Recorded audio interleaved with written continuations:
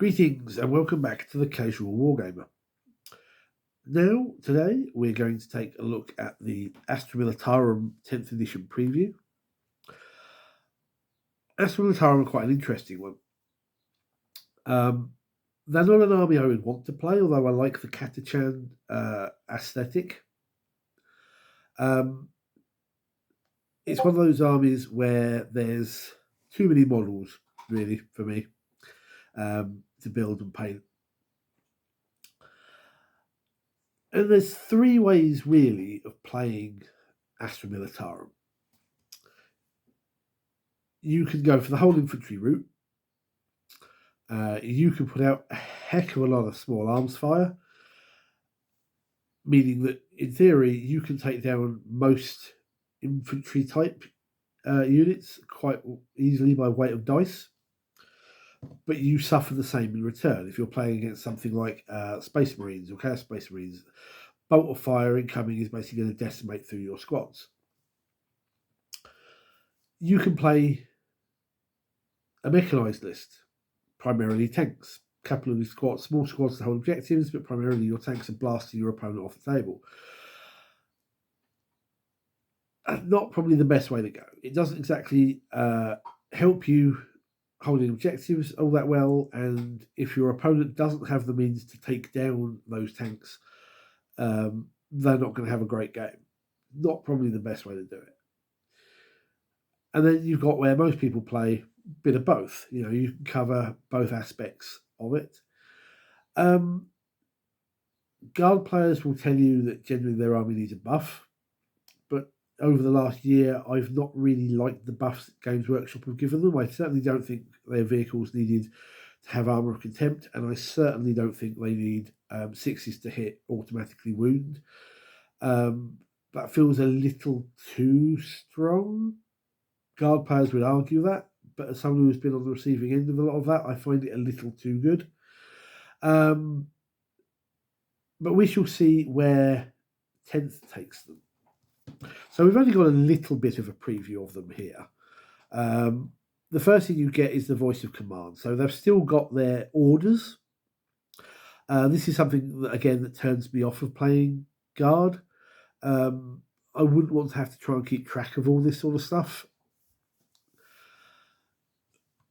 But what you've got here are 6 very basic rule orders to increase movement or increase the weapon or ballistic skill of attacks, and so on.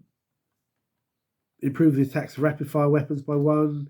An option to increase the saves by taking cover. Improve leadership and objective control by 1. They're handy. They are going to help a guard army quite nicely. But it's keeping track of it all that will just, bug me. The first preview they sort of give us is the Cadian shock troops, which look quite nice. I don't know whether these are just going to be your basic troops anymore, or whether these are still just a battle line infantry squad. They look fairly standard to what you would normally expect. Games Workshop have, however, said that you can now take them in larger squads, 10 or 20 models, which your other squads can do, apparently. Basically, you can, as I said, you're going to be able to put out a lot of firepower with these.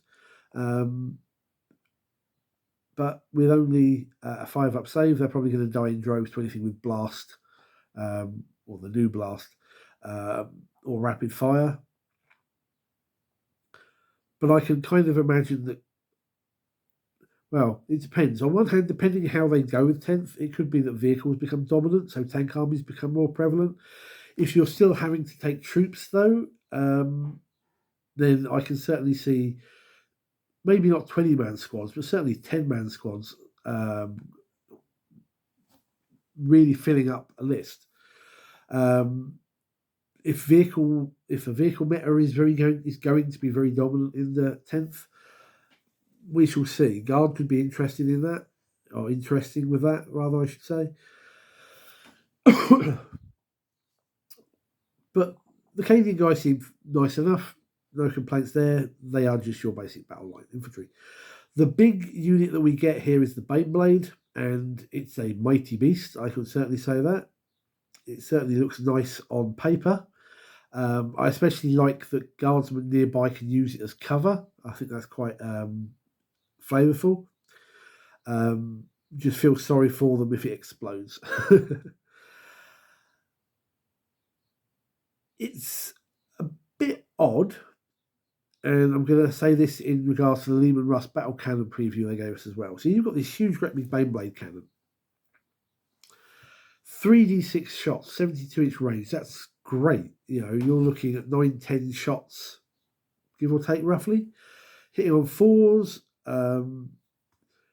You're basically wounding most things on 2s or 3s. 3 damage, but your AP on the Baneblade cannon's only -2 and the battle cannon's only -1.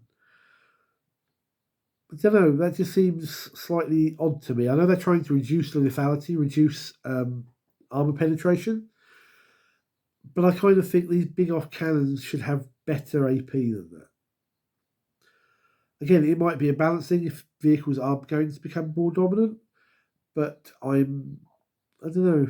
It just seems really odd to me that a battle cannon is the same AP as a heavy bolter. But we shall see. We also see here that a degrading stat line does sort of still exist. The Baneblade, if it drops to 8 wounds or less, it loses 4 from its objective controlled, and it gets a -1 to its hit. The Volcano Cannon is another odd one. This is a preview. They give us 96-inch range, D3 +1 attacks, although it's blast and heavy, BS4 as a standard, strength 24, so it's basically wounding pretty much everything except maybe the toughest vehicles on 2s, and then we're going to be on 3s. AP -5, 12 damage. It's like one extreme to the other. Pretty much one of these is going to tear through any tank it hits. Tears through, I'm guessing, knights. And it's going to devastate squads. It's just hopefully that something like that is going to be expensive in points-wise, so it's not likely to be fielded all that often. But it just feels one extreme to the other with regards to battle cannons and that, although that is designed to be a Titan Hunter, basically. Then they gave us a really nice stratagem, reinforcements. So you use it when one of your regiment units has been destroyed, and it gets to walk back on the table. And I really like this. This is one of those thematic stratagems that had appeared in 8th and 9th in specialist missions. But I always felt that things like this should be there for things like Gaunts, Orcs, and Guard. So it's nice to see one of them getting this anyway. It's 2 CP, so maybe it's expensive to do more than once in a game, but it could be what's needed to steal an objective or retake your own objective, depending on the situation. So it could be useful. Okay, so that's basically what they've given us on Guard. So there isn't an awful lot, but I do like what I'm seeing. It's going to depend on how they do the rest of it. Realistically, I'd want to see what your other battle line troop types are going to be compared to the Cadians. But, you know, we shall see. All in all, I think they're going to be okay. What are your thoughts? Let me know down below. Give me a thumbs up. Hit the subscribe button. And let me know what you think about the preview we had for the Astra Militarum. At this point in time, I'll just point out that we've had the 10th edition rulebook leak this morning. So there are some nice things in there that look like could boost Guard.